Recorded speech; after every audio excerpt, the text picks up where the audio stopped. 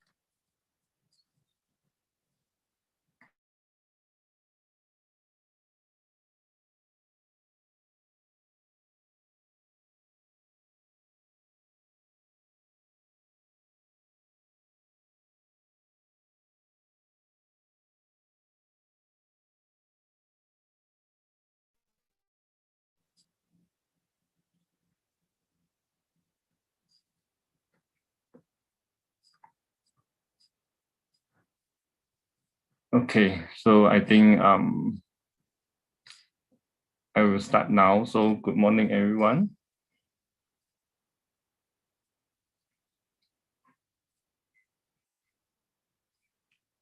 So this is Derek Chi from Hologic.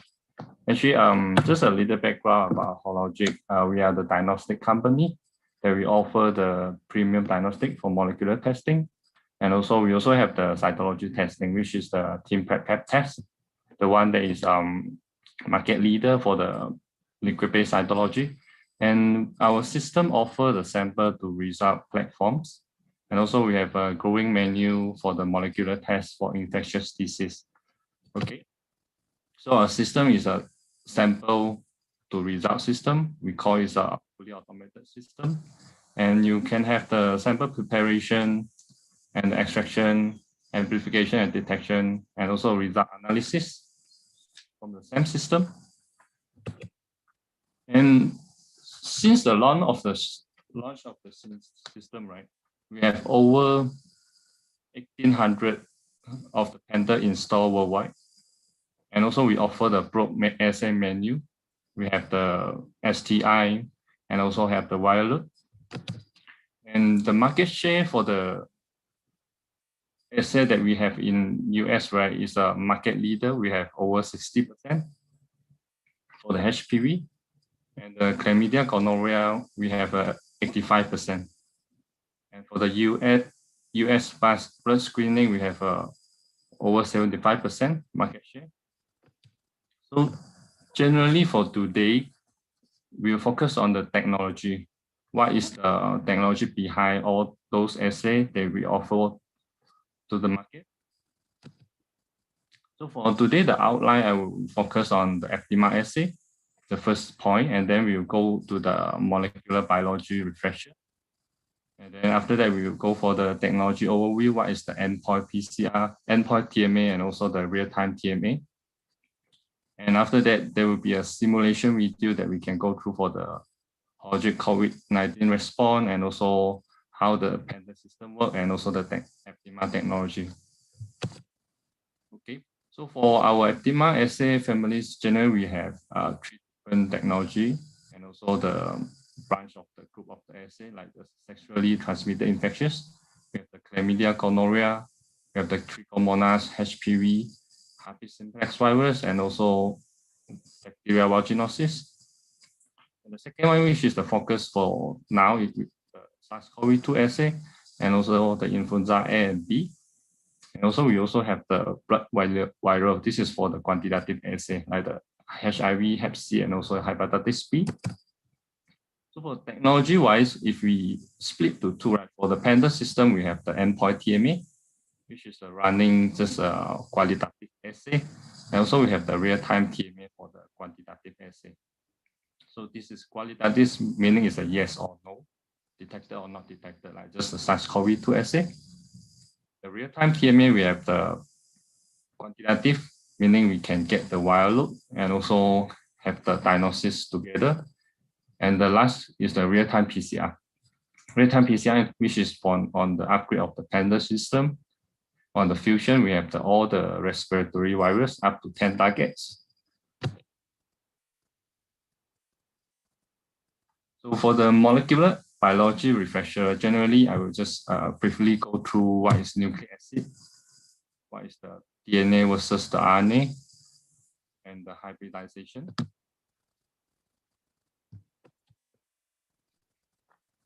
For the nucleic acid, generally this is the large change of molecule that is essential for life. And we have this DNA and RNA. So the only difference is that there's a 1-deoxyribonucleic acid. And then all these nucleic acids, the general, they will transcribe to the RNA and then translate to the protein. And for the genes, is from the DNA, and generally for genes, it encodes all the genetic information. And usually it will express through the protein via the production of the RNA. And when we have the DNA, this is the double-stranded backbone, and it consists of 4 nucleotides, the adenine, the thymine, guanine, and also the cytosine. And for the RNA, generally is convert the DNA genes into the RNA. We transcribe it to the RNA, and then we translate to the protein. So we have a few different types of the mRNA, the messenger mRNA, which is translate the genetic information. And also we have the transport RNA to transport the genetic information. And also we have the ribosomal RNA, which is catalyzed amino acid for the protein synthesis. So the differences between the DNA and RNA, this is a single backbone. And the nucleotide that we use is 4 nucleotides, the adenine, uracil, guanine, and also cytosine. So the uracil will be the one substitute the thymine in the DNA. For the nucleic acid hybridization, generally we are playing around with the temperature. So we call it hybridization is temperature dependent. So when we go for the low temperature, it will hybridize. And the high temperature, the bond will be break, and also we call it a melt or separate. So how the nucleic acid hybridize work is 2 polynucleotides will be bind by having the hydrogen bond, and they need to have the complementary nucleotide sequence, just can hybridize together. So for A together with T, here with the two hydrogen bond, and GC there will be 3 hydrogen bonds. And for those hydrogen bonds, and we determine how high the hybrid, because it's the annealing temperature and also the denaturing temperature to break the bond between the AT and also GC. If you have a higher GC content, then you need to have a higher temperature to break the bonds. Okay, so here is the overview for the Fdma assay. Generally, it's just same like the others assay. We have the sample collected and transport to the lab, and the lab operator have to set up the Panther instrument, and then we load the reagent and the sample into the Panther. After that, the system will automatically send the result to the LIS. So the sample collection, we will have the sample. So sample usually we collect the cell from the virus and also from the bacteria or fungal. So once the sample is transferred to the lysis media, the cell will be lysed, and all the RNA and DNA will be released. So for our Fdma assay, we are targeting on the RNA. And if we consider the new DNA and also the RNA in the cell, right? One cell generally is contain 1 copy of the DNA. So it depends on the bacteria and also the organism. And also, if we go for the ribosomal RNA, there will be 1,000 copies of the RNA. And when we go for the consideration of the sampling, 1 tube generally will contain 10 mils of the sample. And if inside here there is only 1 cell containing a single DNA gene, and there will be only 1% of the chances that you get this gene if you only pipette 100 microliters. And if you choose the RNA as the target, so for example, we use the ribosomal RNA, even though there's only 1 cell, but inside 1 cell, you have 1,000 copies of the RNA. And if you remove 100 microliters as adequate for the sample processing, you have a minimum 50% of the chance to get at least one ribosomal RNA molecule. So why I highlight we have a advantage to use the RNA as a target, because generally for Fdma assay, we use RNA as a target for the amplification. Okay. So now we move to the endpoint Tma. Endpoint Tma, the Tma we means here is the transcription mediated amplification. This is the technology that we are using for all the hologic assay. So taking an example, the endpoint Tma, we are on the Fdma SARS-CoV-2. So for this assay is highly sensitive. The limit of detection that we publish in the gas insert is about 83 copies. If we follow the FDA is 600 NTU per mil, and this is the one of the highly sensitive assay compared to other fully automated system. And for our assay, we have the robust design detecting two conserved region of ORF1 epigene. And for the workflow flexibility, you can load up to 4 to 32 assay on board. And the result in 12 hours, you can get up to 500 tests. Okay, so for the how the Fdma SARS-CoV-2 assay works is generally all the technologies over here, and we'll go through one by one. The first one is the target capture. So compared to other technology like PCR and also the market available SDA assay, target capture is only in our hologic assay, meaning that we capture the desired nucleic acid using the magnetic beads. So we are not capturing all the nucleic acid, we're just capturing the desired, the target that we want. After the capturing step, we go for the amplification. Amplification generally you just amplify the target nucleic acid to produce the amplicons. And after that, we'll use the probe or promoter binds to the amplicon and detect the line emitted from the probe and also the promoter amplicons hybrids. And this one will report as a positive or negative result from the Panther system. So if you have the Fdma assay in your lab, then this is all the reagent that you have. So first thing, the target capture for the endpoint Tma. The system will pipette 100 microliter of the target capture reagent. So you have one bottle here. And also this is the IC. IC will spike it into the target capture reagent. And also the system will add together with 400 sample, 400 microliter of the sample together with the target capture. So what we means on the target capture is the blue color, meaning is the indicator is the target sequence that we need to capture. So for example, here, this is the RNA virus, the target that we need from the SARS-CoV-2. And for the TCR region, we will have the target capture region with the magnetic beads. And this magnetic beads, right, is a link to the polytil-T. Okay, so this polytil-T, and also we will have the capture oligomer. Capture oligomer here, you will see there is a polytil-A. And there will be a assay-specific capture oligo. And this assay capture oligo is the sequence that we use to capture the target sequence. Once the hybridization of the capture oligomer with the target sequence, and this polytil-A will be bind with the polytil-T over here.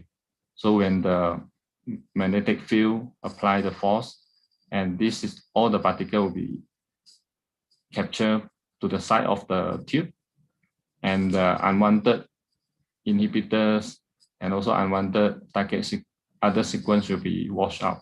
Okay, so we can go through with one video.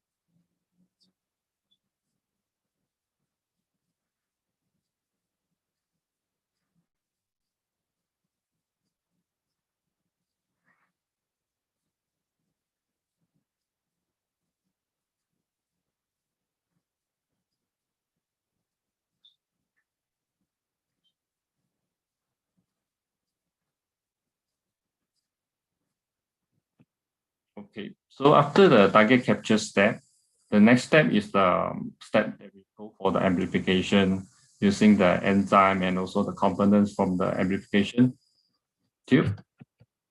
So generally, we will, for the reagent that is from the amplification, there will be a primer. And these primers that we use as a oligo specific for the assay that will bind to the target and also start the reaction. And also inside the amplification reagent, there will be a nucleotide. And the nucleotide is act as the building blocks for the copies of the amplicons. And the enzyme reaction, we have the T7 RNA polymerase and also the reverse transcriptase. And these two enzymes that we use to drive the reaction to make the amplicons, to make more copies of the amplicons. And again, for the amplification reagent, you will have the SS-specific primers and also the DNTP. And also, this primers is used to bind with the enzyme, to let the enzyme to attach on it, and then from there we can go for the amplification. And the second one, we have the enzyme reagent, which consists of the reverse transcriptase. And this reverse transcriptase we use to synthesize the DNA from RNA and also synthesize the DNA from DNA. And for the reverse transcriptase, there will be a RNase ribonuclease hash activity to degrade the RNA. And from here, there will be a RNA polymerase. So this one we use to synthesize the RNA from double-stranded DNA.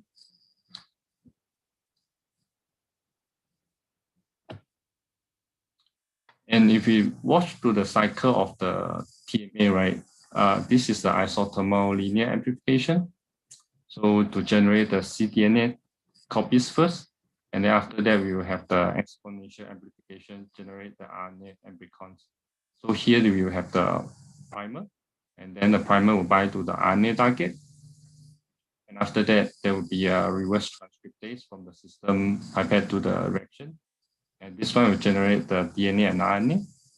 And after that, there will be a RNase activity to degrade the DNA strain. So from here, we will generate the double-stranded DNA. And then from double-stranded DNA with the primer, the RNA polymerase will bind on it, generate the RNA amplicons. So this reaction will be repeat. And in 30 minutes, you will get the millions copy of the RNA amplicons. So generally for this Tma, we are using the isothermal, meaning it's only one single temperature to do the RNA amplification. So here we go to the video.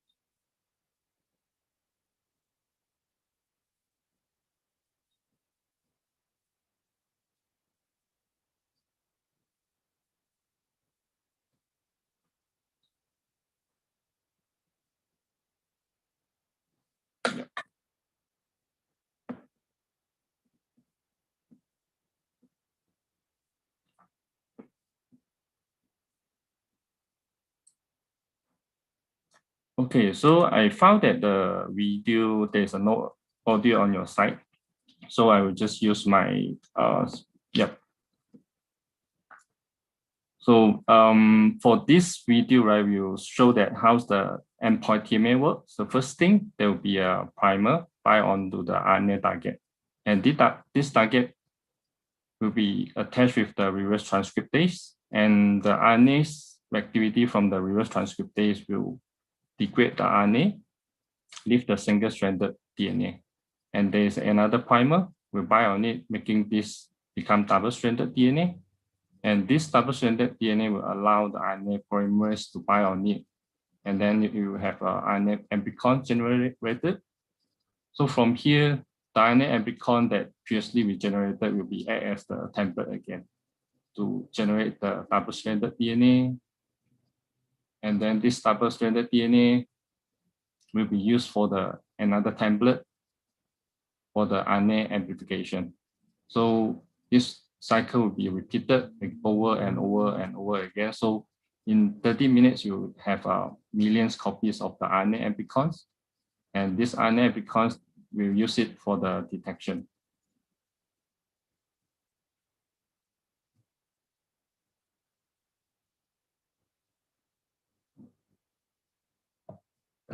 And after the generation of the amplicons, right, we'll use the hybridization protection assay.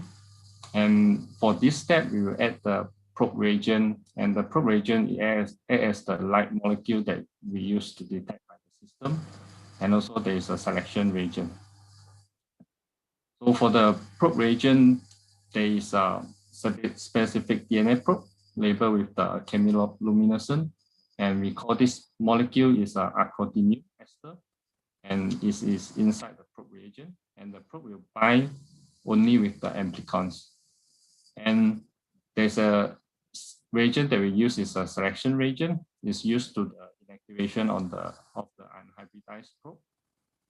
So generally, the HPA is how it works. The first thing is hybridization for the amplicons with the acrotinium ester, the probe. And this probe, when we add together and also we reduce the temperature, will be hybridized and become a protection for the AE. This is the chemiluminescent molecule that we use to detect by the system. And after the hybridization process, we'll add the selection reagent. And the selection reagent will remove all the unbound chemiluminescent probe. And you see from this diagram here, if the molecule is hybrid with the target amplicons, they will be protected. And if there is no hybridized with the target amplicons, this one will be select. So that's the case we call it is a hybridization. And after hybridization, it will protect the acrotinium ester, the chemiluminescent molecule. And after that, the system will add the detection reagent. And the detection reagent, after the addition, there will be a light. If there is a hybrids of the amplicons with the probe, there will be no light if all the probe that is not hybridized to the amplicons. Right. So for this video, we are generally show how's the probe and also selection reagent added to the sample tube.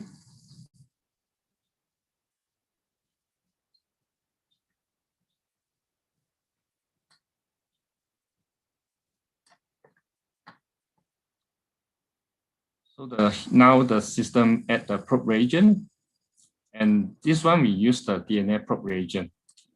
And this probe reagent will only hybridize to the amplicon and is specific to the RNA amplicons and provide a protection over here. And after that, the system will add the selection reagent. The selection reagent will be wash out all the unhybridized probe reagent and leave only the amplicons and also the probe hybrid to be there. And after that, the system will add the detection reagent. There will be a flasher and also the glower. So here for our Fdma assay, generally we check on the light of kinetics. So if there is a pressure, meaning that the ILU light unit will be grow fast, and also the time to dim down the light will be very fast as well. So that's why we call this is a pressure. And the glower, meaning that the light off kinetic will be taking some time. So you slowly go up, and the time taking to dim down will be slightly longer compared to the pressure. So for the Fdma assay, we will have two different light off kinetic, the pressure and glower. If these two target is there, right, there will be additional light off and also longer time to take the light to be dimmed down. So the system will do the checking how we determine that whether there is a pressure or there is a glower. All right.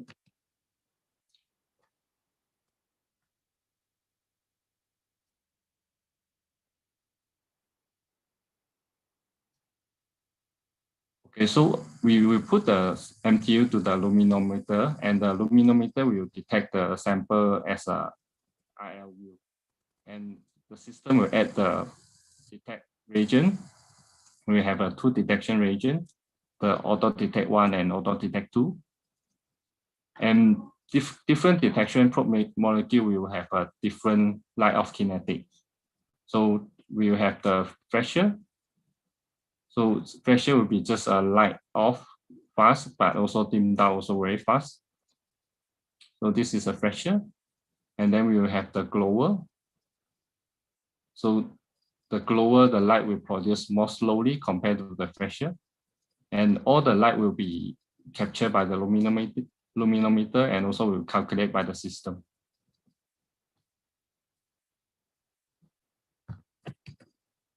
Okay, so the next one, we will move to the real-time Tma. So real-time Tma generally we use for the quantitation assay compared to the endpoint Tma. Endpoint Tma is only for the qualitative, either it's yes or no. So for the real-time Tma, the comparison with the endpoint Tma is, for the endpoint Tma, we just use the only standard Tma technology and also the HPA. And we use the chemiluminescence as a detection for the amplicons. For the real-time Tma, there's a no hybridization protection assay reagent.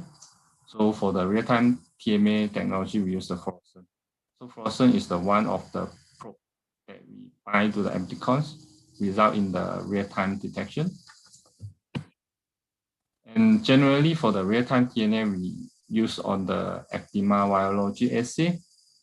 We have all these three assays, HIV, Hep C, and also Hep B. So for this assay, we have the market leading sensitivity, like the Fdma HIV, the limit of detection is 12 copies per mil. For the HCV is as low as 3.9. So these two assays, we are the market leading, the number one for the sensitivity because of the real-time Tma technology. And as I mentioned previously on previous slide, we have the promoter probe using in the real-time Tma. And this real-time Tma, generally the probe is, we have the fluorophore that is close to the quencher. So the gray color is the quencher. The fluorophore is the probe that we use to detect the light. And if this hairpin, right, there is a no bound, the probe will be indicated in the hairpin structure, meaning that the fluorophore will close to the quencher. The quencher will absorb all the light. So there will be no light. And only when there's a amplicons, all this hairpin will open up and the light will be off and also detected by the system. So we call this probe usually is the torch, and if there is a amplicons, the quencher will move away from the probe, and this sequence of the torch, right, will be hybridized to the amplicons. And when we use the fluorescent, the fluorometer in the system to detect the light, right, all this light will be captured by the system. And also the system will quantify how much of the virus is in the sample. And again, for the example here, if there's this torch, there is a not bound to the amplicons, there will be a no light off. And also, if this torch is bound to the amplicon, light will be emitted. So this is the way usually we use for the generation of the light, and the light will be relatively used to quantify the virus from the sample. Okay, and how's the real-time fluorescence signal works, right? Is when there's an early amplification, so the torch is began to bind to the amplicon. So this one will have a slowly increasing of the fluorescence signal. When the amplification reach to the exponential step, it will generate more and more and more amplicons and also the light until causing there's a plateau. Plateau here is generally because of there's not enough reagent like the nucleotides, and also there's a limitation of the amplicons and also the probe. So you have a sigmoid curve as an amplification curve for the real-time Tma. And the T-time algorithm is the one that we use to quantify how much the virus is in the sample. So again, as more amplicons is generated, torch will be bind to the amplicons and then open. And the curve will be emerged earlier for a higher concentration. Generally, if you have the T-time lower, the time for the fluorescence to cross the threshold is lower, you have a higher target concentration. So the smaller of the T-time, the higher the target of the concentration. And if we compare the endpoint Tma versus the real-time Tma, these are the difference that for the reagent-wise, the endpoint Tma, we use the selection and the probe. And for the real-time Tma, we use the promoter, and the promoter that we use is a fluorescent. For the endpoint, it's only the luminescent. And for the endpoint Tma, we do not, endpoint Tma, we need the auto-detect reagent. For the real-time Tma, we do not need the auto-detect reagent. For the endpoint Tma, it's only for endpoint. That means it's a qualitative. For the real-time, you can go for the quantization. And the detection mode is only the luminometer for the endpoint Tma. For the real-time Tma, you can use the fluorometer. And for the endpoint Tma, we use only fresher and the grower. So if we compare with the real-time PCR versus the real-time Tma, right? The real-time PCR generally we use for the denaturation, and also there's multiple thermal cycling. So the first step for the real-time PCR, they need to heat up to 95 degrees or 90 to 95 degrees to break the double-stranded, and then to let the primer to anneal on it. So it has to reduce down to 40 degrees to 68 degrees Celsius. And then after that, the system will go for the extension. So they will need to up the temperature to 70 degrees and 75. So for real-time PCR, generally this is a thermal cycling. And for the real-time Tma, we use only isothermal. So all the step is in a single temperature. And for our real-time Tma, the target capture, we use the magnetic particles, meaning we only capture the target that we want to amplify. And then after that, the step, we will have a linear amplification to generate the cDNA. After that, exponential amplification to generate the RNA amplicons. So the benefit of the real-time Tma, we can use for the RNA target and also the DNA target. And this is an isothermal reaction, meaning it's a single temperature to the target capture to conduct the RNA amplification. There is no thermal cycling for the annealing. And target capture, this is the step that is unique to our Fdma assay. The Fdma assay, we use the magnetic particles. It contain the target-specific oligonucleotides to capture the target that we want. Then we just to start the amplification. And generally, the Tma will produce millions copies in 30 minutes. And what are the benefits is we will have better sensitivity, like our Fdma SARS-CoV-2 and also the Fdma COMP42. Our sensitivity is the market leading. And also for the specific target capture, this one will have a higher specificity compared to other assays. And other benefit is you can get faster time to result. All right. So now we go for the real-time Tma technology. I check whether we can have the view.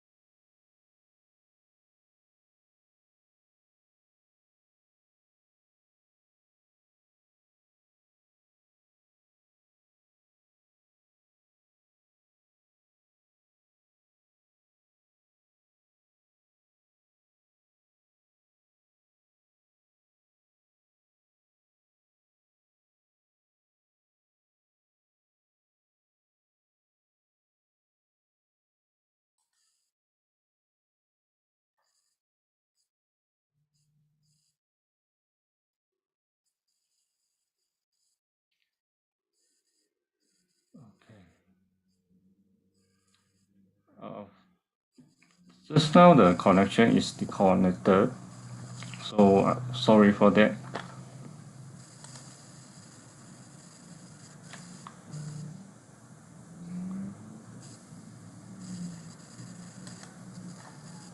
Yeah, so I think now you can hear me, right?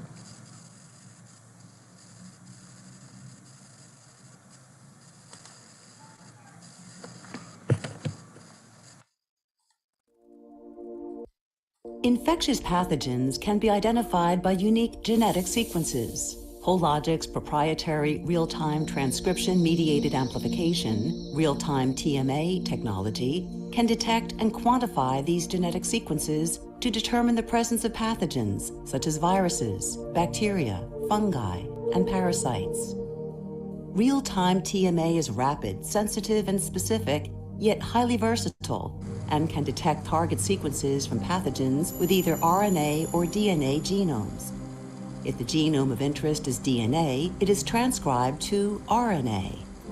Real-time Tma involves three main phases. All take place in a single tube on a fully automated Panther system. The three phases are, first, capture of specific targeted nucleic acid sequences from the specimen. Second, isothermal amplification of targeted sequences by transcription-mediated amplification. And lastly, real-time detection of the amplification products by fluorescently labeled torches. Capture of target sequences. Pathogens present in a patient specimen are lysed to expose and stabilize nucleic acids. Then, specific capture oligonucleotides hybridize to regions adjacent to the target sequences. Also at this stage, oligonucleotides containing T7 promoter primers hybridize to the target sequences to facilitate subsequent amplification. The target sequences and oligonucleotides are then captured by magnetic microparticles, isolated from the specimen using a magnet, and washed to effectively remove unbound nucleic acids and potential inhibitors. Amplification of captured targeted sequences.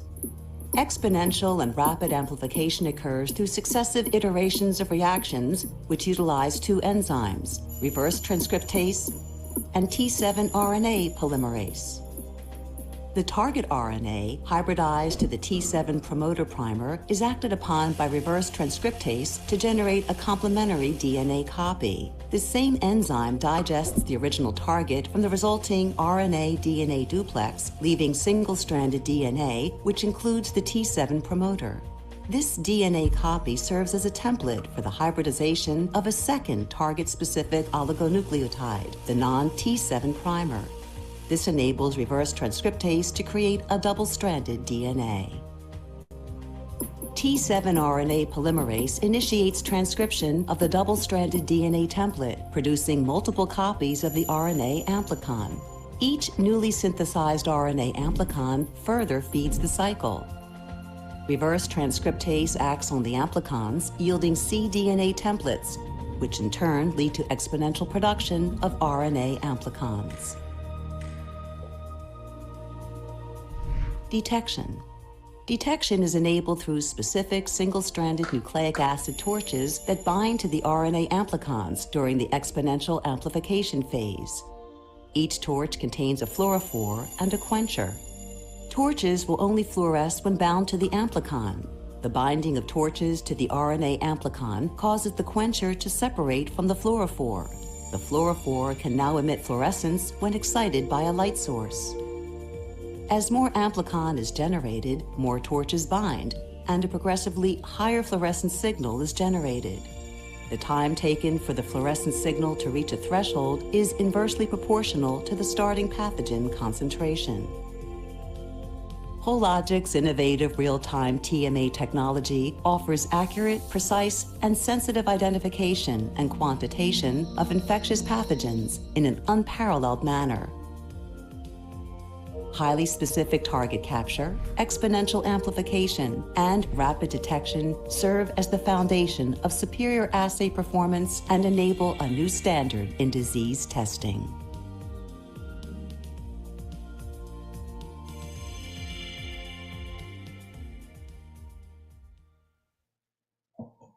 All right, so the next step, what I would explain to you is that for our Panther system, there's a contamination control. So this is the step that we avoid the contamination, that we use the disposable tips for every sample. And this one can prevent the target contamination. And also when we pipette the sample into every MTU, the test tube, right, there will be an oil layer added to the MTU, and this can prevent all the aerosol. And the next step is after every detection of the amplicons, the system will do the automated deactivation of the amplicons. So for this step, this is only unique to our Panther system, meaning that when you have the waste discard to the sink, this is all already deactivated. Okay, so we go to the video.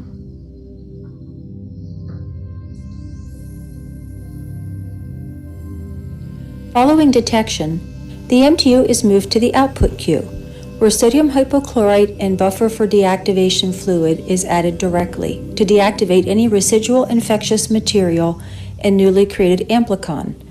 Approximately 15 minutes later, liquid is aspirated to a separate container. And finally, the empty MTUs are discarded into the waste container. Okay. So for hologic, the diagnostic solution, we have the cervical health, the HPV test, and also we have the sexual health, the STI, and the virology like the HIV, Hep B, and also Hep C. And you also can go for the upgrade to go for the respiratory virus. So for the system, you can go for the step, meaning that when you have a short turnaround time sample, the urgent sample, then you can cut queue for all other sample and get the result immediately. And also we have the random and continuous access for all the sample. And for the STI, you can run along with the wire load and also like the cervical health sample without any batch. For the system, you can load up to 4 different assays. So the next video, I will show you the Panther system, the features, and how the system run. And also we do not need to run the QC every time we load the sample, because the QC is valid for 24 hours.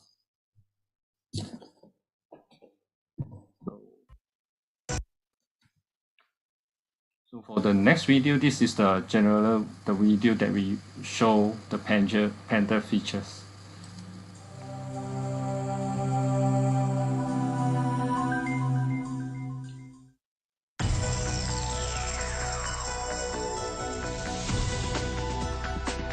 Experience freedom and control over your workflow like never before.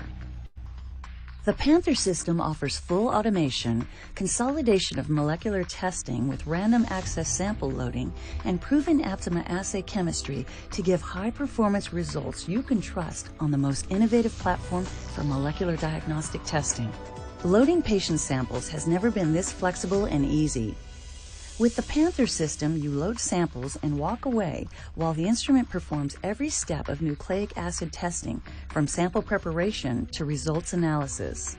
Panther's random access feature will allow you to load any patient sample in any order at any time, eliminating the constraints associated with batch processing and allowing samples to be loaded as they arrive in the lab.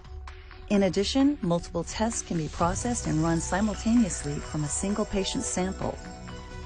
The Panther system has been designed to process 275 tests per 8-hour shift and up to 750 tests in 16 hours. This level of flexibility and speed puts you in control of your laboratory workflow because you decide how and when you want to load your samples. With the Panther system, you can consolidate your molecular testing onto a single integrated system and run multiple assays all at the same time. Reagents for each assay are loaded into any of the 4 lanes in the reagent bay. The reagent bay has a capacity for up to 1,000 tests in any combination of assay kits. Available in 100 and 250 test kits, assay reagents were designed to allow any number of tests to be run at any time. Kits can be stored on the instrument for up to 3 days and used as needed, or they can be removed and stored in the refrigerator for up to 30 days and placed back onto the Panther to be used again when desired, eliminating the burden and cost associated with reagent waste. Additional reagent kits can be loaded during processing to maximize productivity. With Panther, you only have to run quality controls every 24 hours or when a new kit is loaded, saving time and reducing cost per reportable. The Panther system has been designed to leverage the power of innovative process controls that work as safety checks to ensure all instrument and operator actions are performed correctly. These process controls include positive sample identification, liquid level sensing, reagent dispense verification, reagent inventory and lot tracking, and ensures bottles are placed in the correct positions.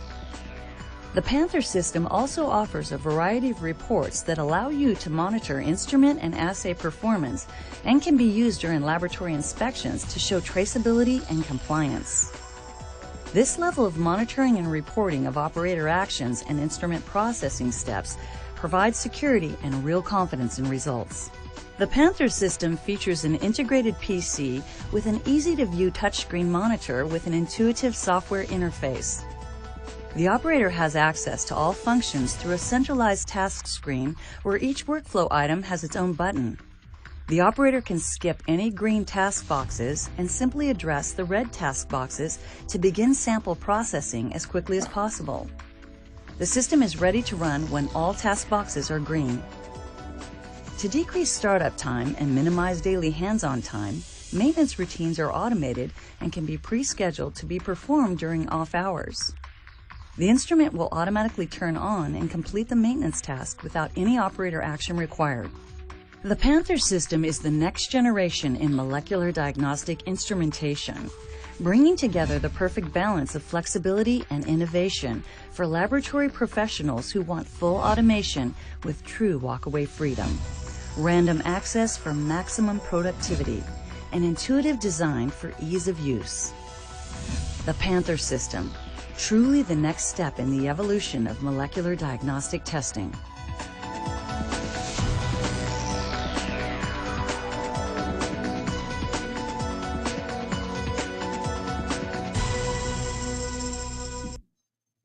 All right, so the next video is the one we show that the Panther system, how the Panther process a sample and do the detection and also do the deactivation.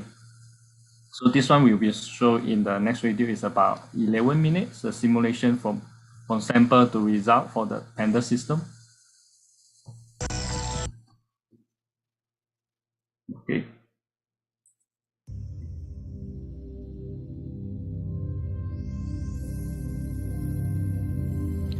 Let's review the major components in the upper bay of the Panther system without the instrument canopy.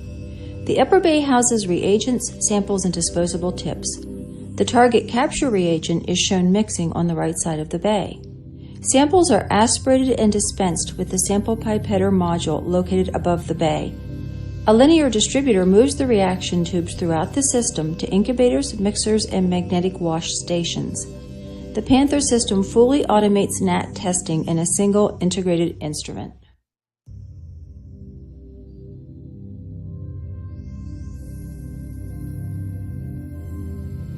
Multi-tube units, or MTUs, are disposable reaction tubes used in assay processing. MTUs are counted as they are loaded into the input queue. When MTUs are needed, the linear distributor moves the MTU to a barcode reader where it is scanned, thus positively linking each sample tube with its reaction tube. The linear distributor then moves the MTUs into the sample dispense station for sample and reagent addition.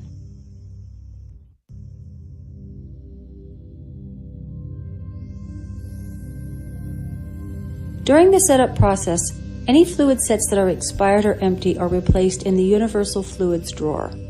Fluid bottles are replaced as bottle sets, and once loaded are automatically read by the radio frequency identification system.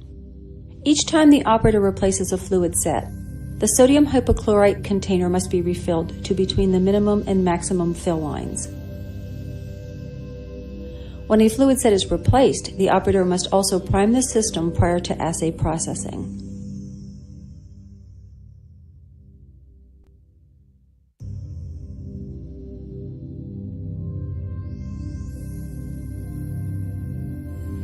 When waste removal is required, liquid and solid waste containers are accessed from the waste drawer. The liquid waste bottle is removed and the liquid waste is disposed of according to laboratory policy. When emptying solid waste, the waste cover is removed and disposed of along with the solid waste bag. A new waste bag and waste cover are installed and the emptied liquid waste bottle is returned. The Panther system will alert the operator of any incomplete installation to ensure proper waste collection. When waste removal is required, the operator must unlock the drawer through the system software.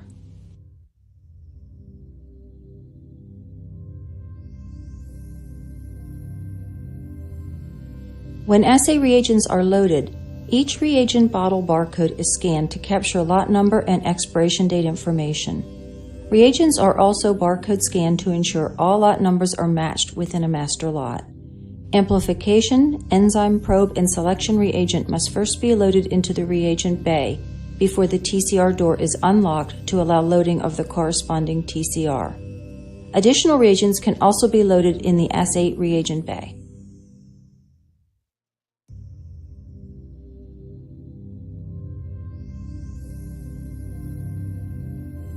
Up to 8 racks of 15 samples each can be loaded on the Panther system at one time. GenProbe's Aptima swab collection tubes, urine collection tubes, and liquid pap collection tubes are loaded and processed simultaneously. Sample IDs are scanned as the sample racks are loaded. The operator can also resolve unreadable barcodes during scanning. Sample racks can be loaded or unloaded individually. The laboratory information system can be queried to match the sample with the appropriate assay.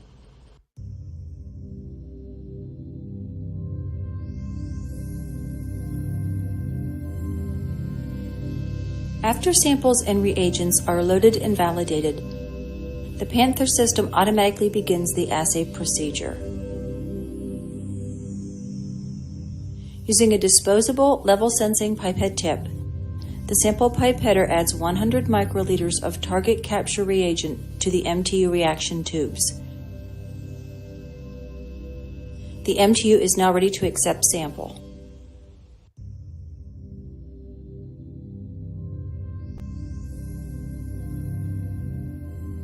After the sample pipetter has dispensed target capture reagent into the MTU, the sample pipetter then aspirates 400 microliters of sample and transfers the sample to the MTU reaction tube.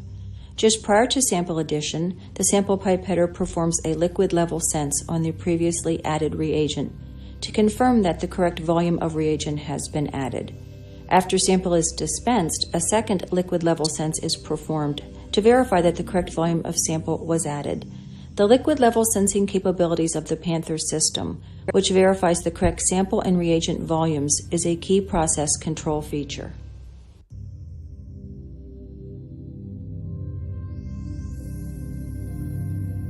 The MTU is mixed during the target capture step of the assay. This step ensures that the target capture reagent and sample in the MTU are thoroughly combined to ensure a homogeneous solution. The linear distributor then moves the MTU through a series of incubators. Now let's zoom in to the microscopic world, where the infectious organism was previously lysed and the target nucleic acid sequence needed for amplification was released. Target capture oligonucleotides in the target capture reagent bind to the target sequence and then bind to the magnetic beads. Multiple target capture oligonucleotides specific for different target sequences. Once the capture oligo binds to the magnetic beads, the linear distributor moves the MTU to the magnetic parking slot, where a magnet pulls the magnetic beads to the sides of the tube. Next, the MTU is moved to the magnetic wash station, where another magnet pulls the magnetic beads to the sides of the tube again. Wash liquid is dispensed and aspirated to wash away cellular debris and other interferences. Note the black tiplet at the end of the aspiration probe. The tiplet is also conductive, and using liquid level sensing, confirms that the sample has been completely aspirated and the magnet is removed. Next, oil is added in the magnetic wash station to minimize evaporation during the rest of the assay process. Amplification and enzyme reagent are used during the amplification step, which is called Transcription Mediated Amplification, or Tma. During amplification, the first primer binds to the nucleic acid target, and reverse transcriptase enzyme initiates polymerization of the DNA strand, a mirror image of the RNA target. Reverse transcriptase with RNase H activity then degrades the original RNA strand. A second primer binds, allowing elongation and polymerization of a second DNA strand. Double-stranded DNA enables the bindings of RNA polymerase, and many copies of RNA are transcribed from the double-stranded template. The newly created strands are called amplicon. This cycle repeats itself over and over again, as some of the newly synthesized amplicon serve as templates for new rounds of amplification.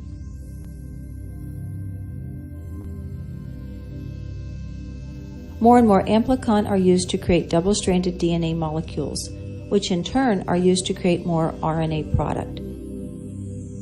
The process continues at an exponential rate. Ultimately, transcription-mediated amplification generates 1 billion copies of the nucleic acid target within an hour's time.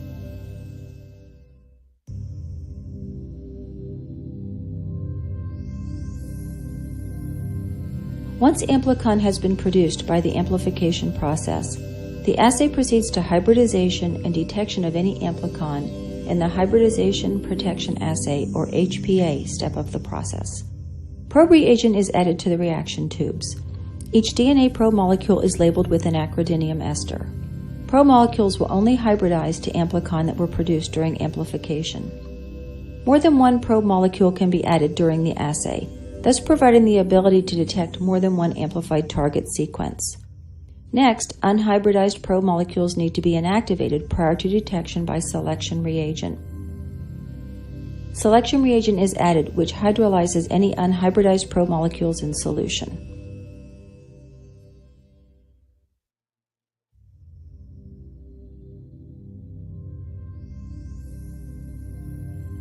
The reagent pipette or liquid level senses the reagent level just prior to aspiration.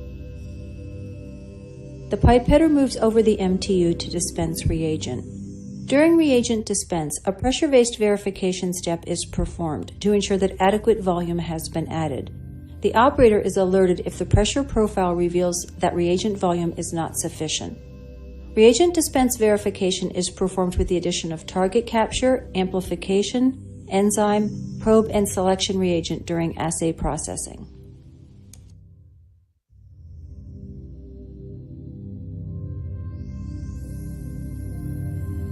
The luminometer detects light as relative light units, or RLUs, during the detection step. To initiate the chemiluminescent reaction, Autodetect 1 and 2 fluids are added to the MTU. Depending on the assay being processed, the detection and differentiation of multiple amplified target sequences can be required. If that is the case, different detection probe molecules, each with a modified acridinium ester, are hybridized in a previous step. Each probe molecule will have unique chemiluminescent characteristic, or light-off profile, during detection. Detection probe molecules known as flashers produce light very quickly, while different detection probe molecules called glowers produce light more slowly. Using software to analyze the light output from the luminometer, the Panther system can easily differentiate flasher and glower detection probes, thus allowing the detection of an analyte or analytes in one reaction tube.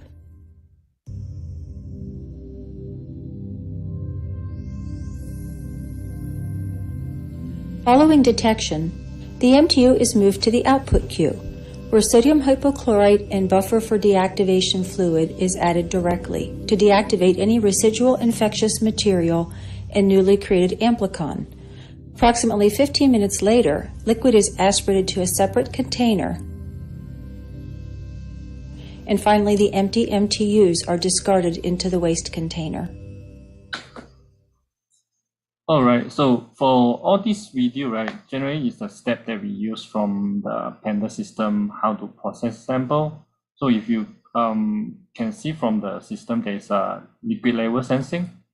So this is the way that we have the automation to help you to identify that whether the sample is getting the correct amount of the reagent. And also there is a pressure check, whether the pressure, the sample is contain the bubbles or not. So everything will be verified by the Panther system. And also for the system, right, for the target capture, this is the one that we having the good technology, meaning that we do not have to extract the nucleic acid. So once the sample put into the Panther system, right, it's already, the RNA is already extracted, and just the Panther system used to capture the target. So this one, the target capture step, you increase the specificity and also the sensitivity of the assay. Together with, when we use the Tma, this is the step that we generate the RNA beacons in 30 minutes for million copies. And that's the case for our Fdma combo tool, like the SARS-CoV-2 and also HPV. We are the market leading assay with a good sensitivity and also specificity. All right. So the last video that I will show it to you is how Hologic respond to the COVID. So because we know that the COVID, it will increase the sample and also the manufacturing capacity. So the last video is the one that I will show you how we respond to the COVID-19. And then we'll open for Q&A.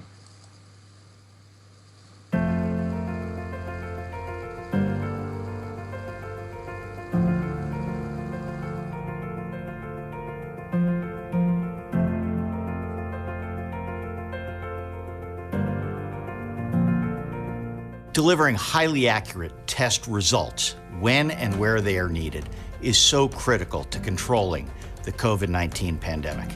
That's why the Hologic team has innovated in unprecedented ways across R&D, manufacturing, and supply chain to develop and help meet this unprecedented demand for tests. It has been a massive coordinated effort. No test in the history of diagnostics has been scaled to the degree faster or to the volumes of this test. And that is thanks in large part to the ingenuity and the work ethic of our teams at Hologic who've come together to help make this happen. Prior to COVID-19, the most common molecular test was used about 40 million times per year in the United States. Across the country today, almost that number of COVID-19 tests are being performed every 2 months. Our team started preparing for the fight against COVID-19 in January, even before the first cases were diagnosed in the United States, and we haven't let up since. The company developed 2 highly accurate tests to run on its high-throughput machines. First, one that could be delivered quickly on the Panther Fusion. Then another that could be used more widely on the Panther, which were already available in hospitals and labs all over the world. Developing a new molecular diagnostic test is a complex and intensive process that typically takes years. But with COVID-19, there was not that kind of time. So Hologic scientists work night and day to make the first test available just 2 months after the genetic sequence of the virus was published. Then immediately, they set to work on a second test that could be produced in higher volume. At the same time, Hologic was ramping up test kit production capacity even more. At our facility in San Diego, we've expanded production and repurposed our lines from our molecular diagnostic test to our COVID test. We've expanded in our United Kingdom plant, and both plants are running 24 hours a day, 7 days a week. We remain absolutely committed to getting out massive quantities of our high-quality product to our customers.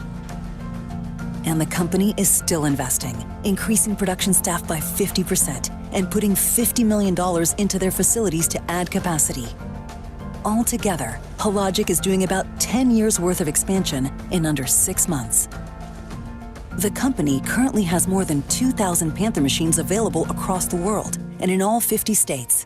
Hologic expects to place about 500 Panther machines globally this year, about twice the recent run rate, including dozens that technicians have refurbished for use where they're needed most. Each machine is capable of processing 1,000 COVID tests per day. Hologic is proud to be doing their part, honored to play a leadership role in fighting the pandemic, and proud to be providing more than 1.5 million COVID tests per week on average. The company estimates that it provided 1/4 to 1/3 of all the molecular diagnostic COVID tests completed in the US last quarter. It's not easy, but the tenacity and commitment to help lead the world out of this pandemic continues to motivate the team every day. Of course, the number of tests is only important if those tests are highly reliable and accurate. And here at Hologic, we have a long-standing legacy of being a leader in molecular diagnostic testing. Our scientists, our engineers, and manufacturing teams, this is what they do best. Molecular diagnostics have a crucial role to play in solving this global crisis. These tests allow doctors and patients to be confident in the results they receive and to do their part to reduce the spread of the virus so that together the world can reopen. Seeing the strength and determination of our people and how they've come together during this time just fills me with incredible pride and optimism for the future. Because even though there's still work to be done, the way our teams are responding and rallying, I know there is better days ahead and our teams are delivering.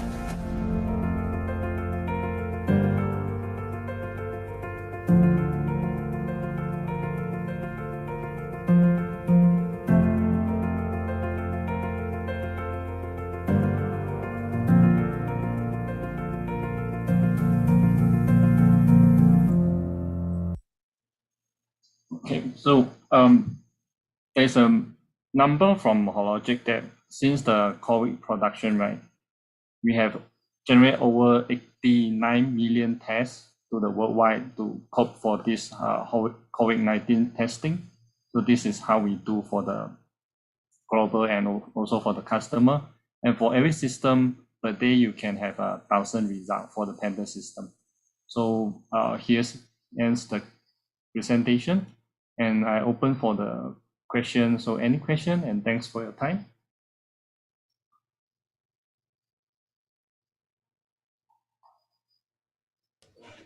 Hello, am I audible? Yep. Yeah, am yes, I audible? I can. Okay, Yep. so it was a nice comprehensive update on what you're doing in the context of COVID-19. I have a question. I belong to the blood bank.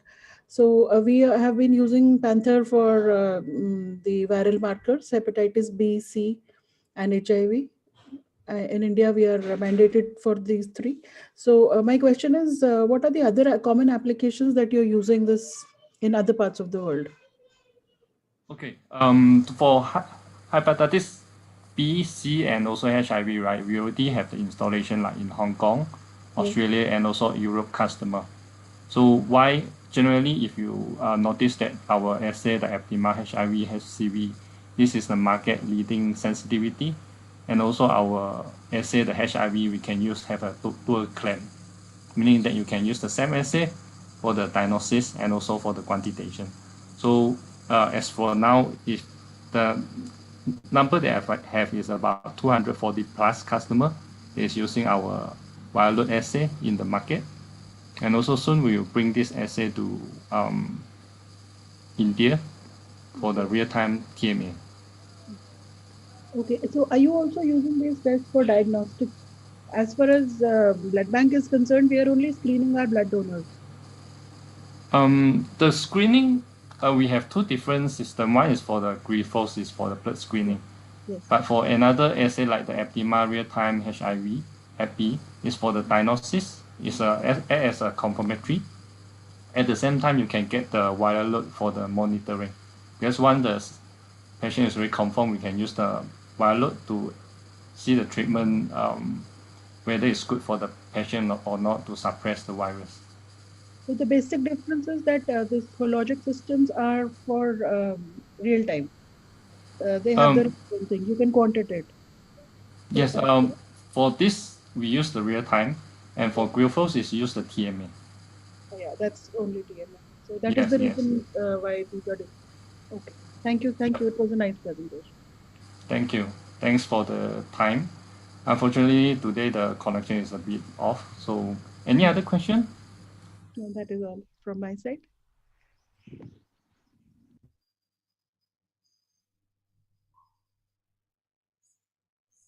Okay, so if no question, you are feel free to go to the Hologic website. If you want to go for the Panther System, there's a Panther System update.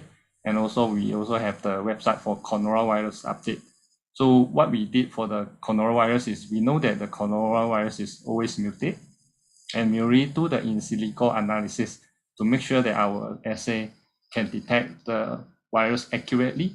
And also even there is an African B117 new strain, we still can able to detect it. So we already generate the customer technical bulletin. So feel free to update the technical bulletin from us, because every week we will do the analysis whether our assay will capture all the mutant or not. Okay, so thanks for your time. Thanks for the presentation as well. Thank you. Thank you.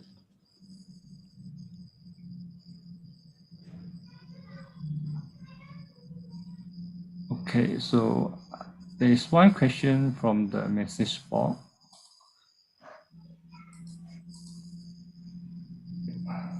Let me check.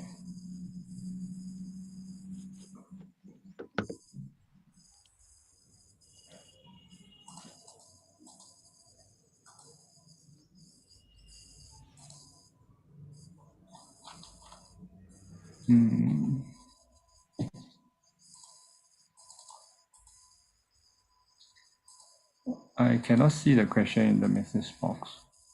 Yeah.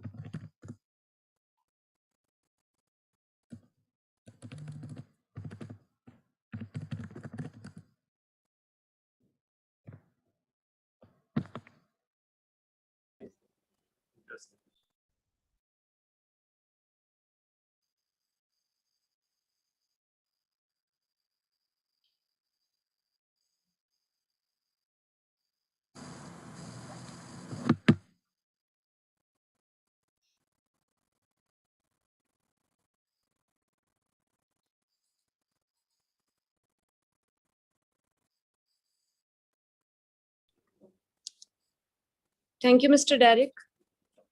Yep. Thank you. Thank you, Doctor. It was a very nice session. Everything is clear to all. Thank you. Thank you very much. Thanks.